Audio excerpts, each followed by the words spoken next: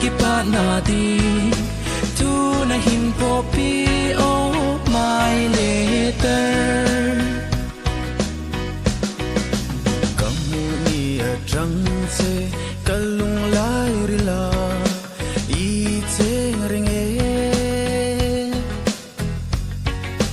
pia lấy ra mà la nu sang ra tâm om ma se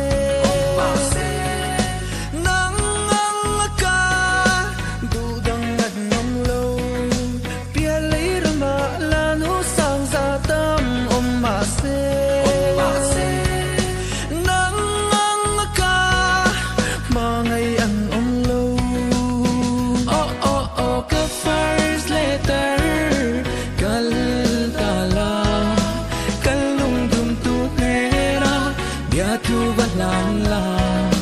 ta na du om ron ho lang ipu lung long na ane me lo le la my letter oh my letter ipito na bia tu hinan hun chua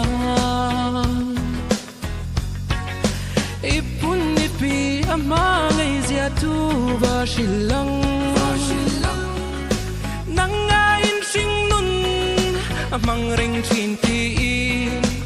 ipun ipi ama ngai zia tu va shilang nang ngain from dai ria la chang hia nang ti oh oh oh ka first letter kal tala kalung dung tu ne bia tu va lang la chana du om ron ho lang ipulung lom nan ane men lo le la my letter pu kol nu na kan moi ta ke na soi tu wa thai koi be tu ti fiam tu huang a kan heri hen ka soi ve do ite lo na sing mun zong hia kim lo sing na sing lo kia om ka ning lo soi wa ri moi na mi chang la ka zo na ka ka thai koi bia tu di mun ta kan sia la oh oh oh ka first letter kal ta la kal lung dum tu ne ra bia tu va